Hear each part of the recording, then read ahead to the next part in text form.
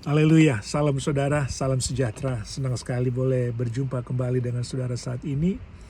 Saya ingin bagikan firman Tuhan, yang firman ini eh, seperti tidak hanya Tuhan ingatkan buat saya, tetapi inilah yang menjadi kehendak, ya, rencana, dan bahkan tujuan Tuhan di dalam hidup kita. Ya, dan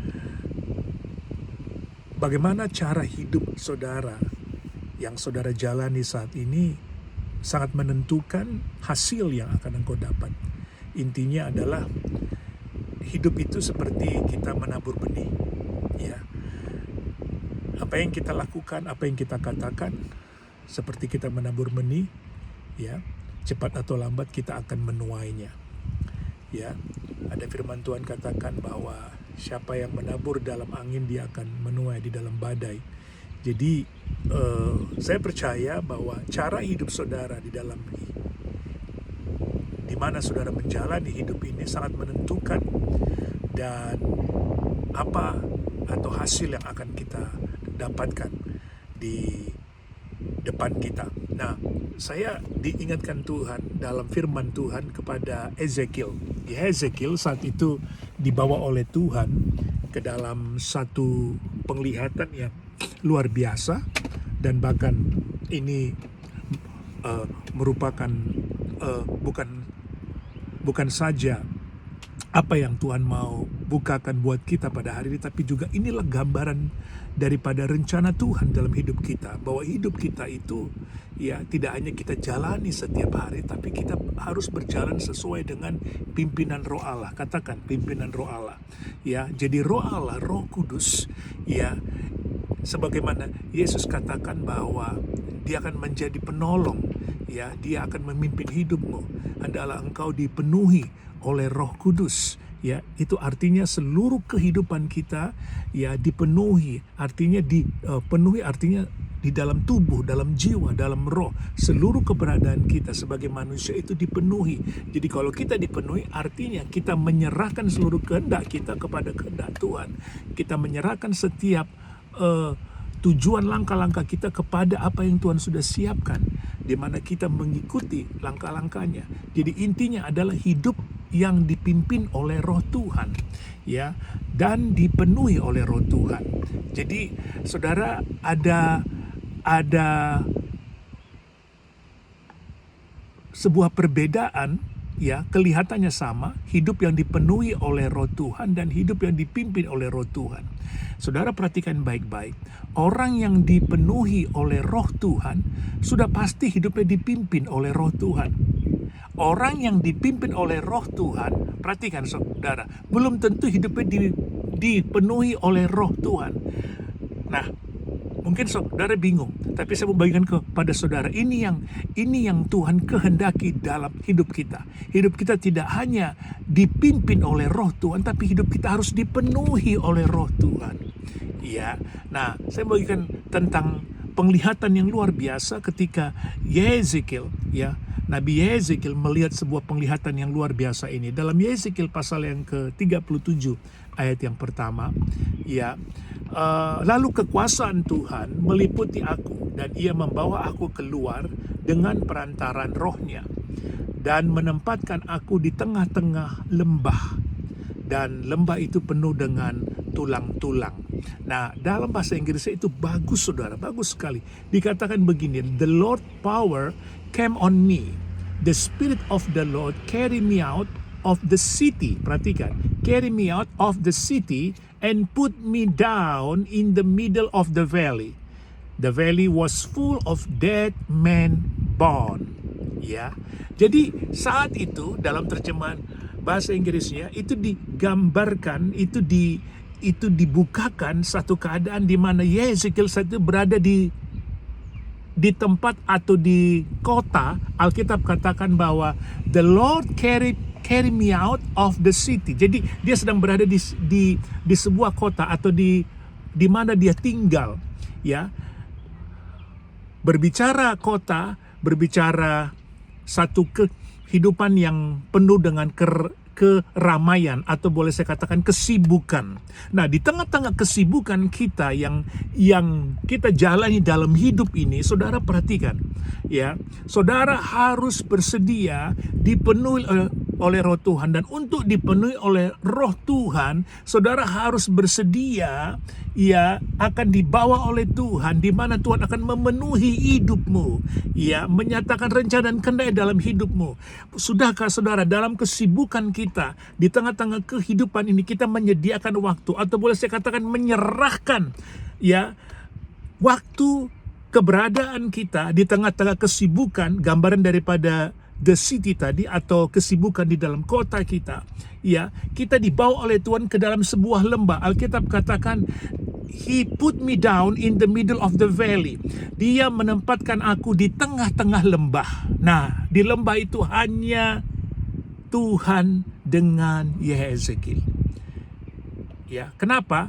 Karena disitulah Tuhan membukakan isi hatinya, membukakan rencananya, dan ingin memenuhkan Nabi Yehezekiel dengan apa yang Tuhan mau atas hidupnya, apa yang menjadi rencana Tuhan di dalam hidupnya. Saudara, hal yang pertama, kalau saudara mau dipimpin oleh Roh Tuhan, berarti saudara bersedia dipenuhi oleh Roh Tuhan. Itulah tadi saya sudah katakan, orang yang dipimpin oleh Roh Tuhan, ya, belum tentu dia dipenuhi oleh Roh Tuhan. Tapi orang yang dipenuhi oleh Roh Tuhan, sudah pasti dia dipimpin oleh Tuhan.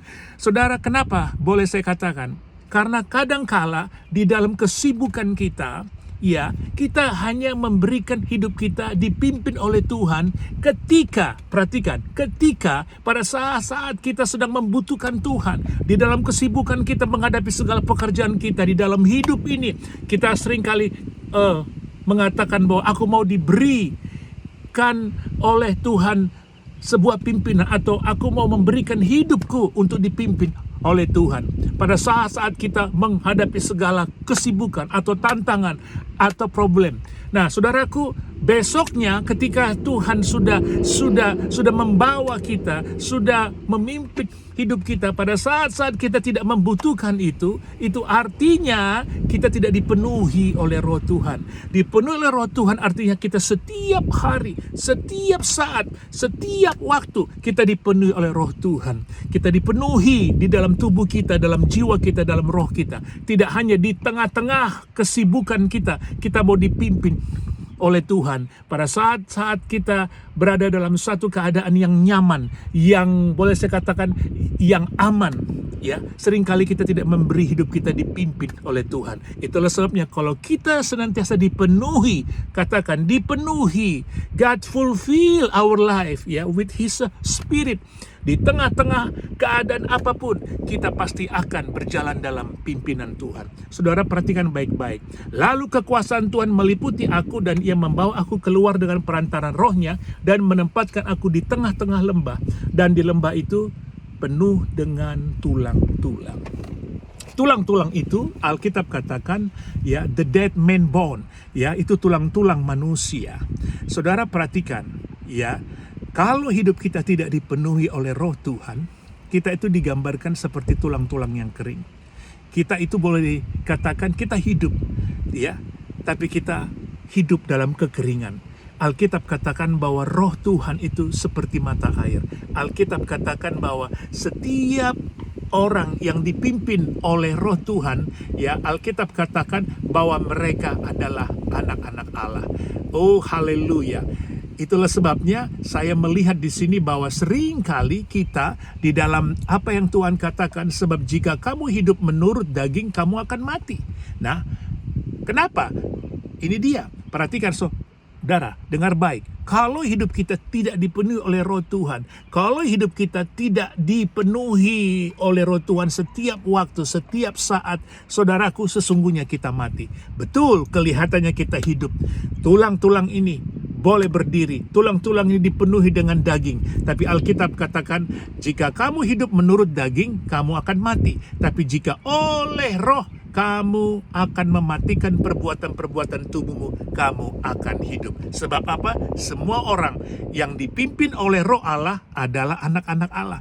Itulah sebabnya kalau kita dipenuhi oleh Roh Allah, sudah pasti kita dipimpin oleh Roh Allah. Tapi orang yang dipimpin oleh Roh Allah belum tentu mereka dipenuhi oleh Roh Allah. Kenapa? Karena ini yang terjadi dengan Yehezekiel. Itulah sebabnya Yehezekiel dari kesibukannya, di mana dia tinggal di dalam sebuah kota, tiba-tiba Tuhan membawa dia ke satu tempat, yaitu lembah, on the valley of the dead. Di sana penuh dengan tulang-tulang manusia. Alkitab katakan, lalu Tuhan berfirman kepada Yehezekiel, "Hai anak manusia, dapatkah tulang-tulang ini dihidupkan kembali?" Aku menjawab, "Ya Tuhan Allah, Engkaulah yang mengetahuinya." Nah, saudara yang kekasih dalam nama Tuhan, dengar baik. Ketika kita mau dipenuhi oleh Roh Tuhan, Tuhan itu menggali, Tuhan itu membukakan, Tuhan itu menyingkapi kita. Sesungguhnya tanpa engkau dipenuhi oleh Rohku, engkau tidak mengerti apa yang aku sampaikan. Engkau tidak dibawa oleh apa yang aku kehendaki. Itulah sebabnya ketika Tuhan bertanya kepada Yehezekiel, "Hai Yehezekiel, hai anak manusia, dapatkah tulang-tulang ini dihidupkan kembali?" Aku menjawab, "Ya Tuhan Allah, Engkaulah yang mengetahuinya." Saya percaya ketika saudara dipenuhi oleh Roh Tuhan ada dalam hidupmu, Roh Tuhan ada dalam hidup saya. Ketika Roh Tuhan berbicara, ketika Roh Tuhan menyampaikan sesuatu, ketika Roh Tuhan memukakan sesuatu yang kita tidak ketahui, Dia akan memberitahu kepada kita. Dan apa yang terjadi dengan Yehezekiel? Dia katakan, "Ya Tuhan Allah, Engkau yang mengetahuinya." Itu menunjukkan Yehezekiel hidupnya ingin dipenuhi oleh Roh Tuhan, ingin dipenuhi setiap kehidupannya, tidak hanya dalam kesibukannya, tapi dalam keheningan, di mana lembah itu, lembah yang sepi, tidak ada siapapun di tempat itu kecuali Yehezekiel dengan Tuhan. Saudara yang kasih dalam nama Tuhan, ketika hidupmu dipenuhi oleh Roh Tuhan, engkau akan tidak hanya mendengarkan isi hati Tuhan, engkau akan mengerti rencana Tuhan, tapi juga engkau akan mengetahui apa yang Tuhan kehendaki dalam hidupmu. Dan ketika Tuhan bertanya, "Hai anak manusia, dapatkah tulang-tulang ini dihidupkan kembali?" Dan Yehezekiel menjawab, "Ya Tuhan Allah, Engkaulah yang mengetahuinya." Saudara, dengar baik. Ketika engkau dipenuhi oleh Roh Tuhan, ketika Roh Allah membawa engkau ke tempat yang sunyi, ke tempat yang tidak ada siapa-siapa di sana, hanya engkau dengan Tuhan. Saudara yang kasih dalam nama Tuhan, engkau akan mengenal dirimu, engkau akan mengetahui siapa engkau. Seringkali kita tidak mengenal diri kita. Saudara, dengar baik, musuh terbesar dalam hidupmu adalah kekuatan dirimu, kekuatan daging. Itulah sebab tadi dikatakan oleh firman Tuhan, apa yang terjadi, bahwa ketika kamu hidup menurut daging, kamu akan mati. Itu gambaran daripada tulang-tulang tadi. Saudara, dengar baik, kehidupan kita harus dipenuhi oleh Roh Tuhan. Roh Allah harus menguasai kehidupan kita, dalam tubuh kita, dalam jiwa kita, dalam roh kita, dalam segala waktu, dalam segala kesibukan kita, dalam keheningan malam sekalipun, dalam keheningan setiap hidup kita, langkah-langkah kita. Saudara, Tuhan ingin memenuhi hidupmu. Dan Alkitab katakan, Tuhan bertanya kepada Yehezekiel lagi, "Bernubuatlah mengenai tulang-tulang ini, dan katakanlah kepadanya, hai tulang-tulang yang kering, dengarlah firman Tuhan." Firman Tuhan adalah Roh Tuhan. Roh Tuhan berbicara kepada kita melalui firman-Nya. Firman-Nya menghidupkan saudara. Kalau saudara mau dipenuhi oleh Roh Tuhan, saudara dengarkan firman Tuhan. Firman itu menghidupkan engkau. Kita tidak hanya tulang yang hidup, yang dipenuhi oleh daging, yang dipenuhi oleh apa yang kita lihat saat ini secara fisik. Tapi kita harus hidup dari Roh Tuhan. Roh Allah memenuhi hidup kita, dan Roh Allah berbicara kepada kita melalui firman-Nya. Firman-Nya menjadi kekuatan kita, firman-Nya menghidupkan kita, firman-Nya akan menguatkan setiap langkah-langkah kita, firman-Nya akan memimpin hidup kita, firman-Nya akan membawa kita untuk mengerti apa yang menjadi kehendak Tuhan dalam hidup kita. Dan Alkitab katakan, beginilah firman Tuhan Allah kepada tulang-tulang ini, "Aku memberi nafas hidup di dalammu supaya kamu hidup kembali. Aku akan memberi urat-urat padamu, dan menumbuhkan daging padamu. Aku akan menutupi kamu dengan kulit dan memberikan kamu nafas hidup, supaya kamu hidup kembali dan kamu akan mengetahui bahwa akulah Tuhan. Saudara, apa maksudnya?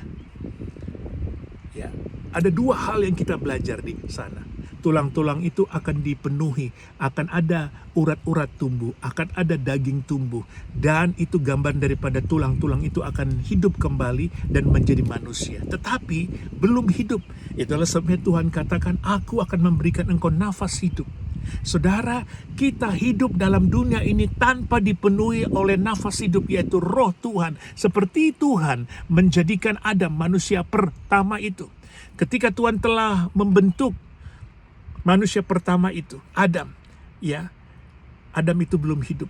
Manusia itu belum hidup sebelum Tuhan menghembuskan nafas kehidupan. Sama dalam hidup kita. Itulah sebabnya kekristenan itu adalah kehidupan itu sendiri. Kekristenan adalah kehidupan yang dipimpin oleh roh Tuhan. Kehidupan kekristenan adalah yang sudah pasti akan dipenuhi oleh roh Tuhan. Orang Kristen harus dipenuhi oleh roh Tuhan supaya hidupnya dipimpin oleh roh Tuhan. Itulah sebab tadi saya katakan, orang yang dipimpin oleh roh Tuhan belum tentu dia dipenuhi oleh roh Tuhan. Tapi orang yang dipenuhi oleh roh Tuhan sudah pasti hidupnya akan dipimpin oleh roh Tuhan.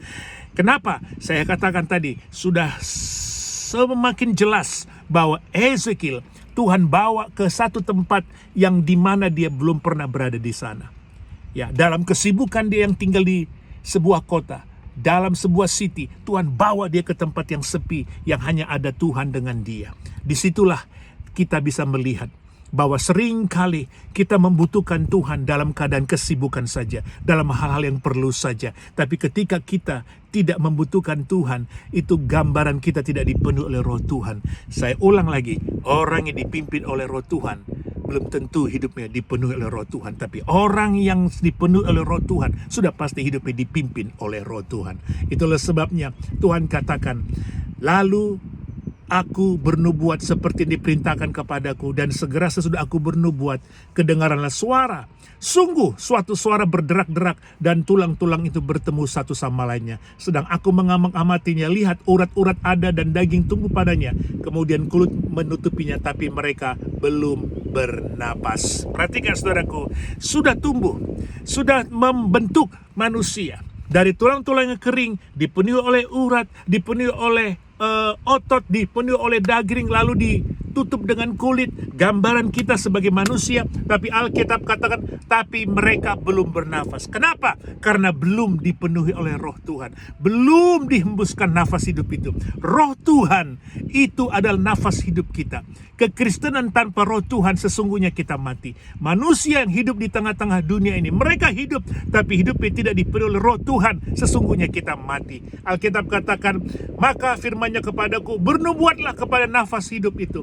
Bernubuatlah hai anak manusia, dan katakanlah kepada nafas hidup itu, beginilah firman Tuhan Allah, hai nafas hidup, datanglah dari keempat penjuru angin, berembuslah ke dalam orang-orang yang terbunuh ini, supaya mereka hidup kembali. Lalu aku bernubuat seperti diperintahkan kepadaku, dan nafas hidup itu masuk ke dalam mereka, sehingga mereka hidup kembali. Mereka menjejakkan kakinya suatu tentara yang sangat besar. Haleluya. Saudaraku, engkau akan menjadi tentara-tentara Kristus. Engkau akan menjadi manusia-manusia Kristus. Engkau akan menjadi Kristen yang sejati, Kristen yang hidup, bukan Kristen yang mati. Kekristenan harus dipenuhi oleh roh Tuhan, supaya hidup mereka dipimpin oleh roh Tuhan. Orang yang dipimpin oleh Tuhan seringkali hidupnya hanya mau dipimpin oleh Tuhan pada saat mereka butuh, pada saat mereka sedang dalam keadaan, mungkin boleh saya katakan, menghadapi segala malapetaka. Tapi ketika mereka dalam keadaan yang nyaman, yang aman, mereka tidak mau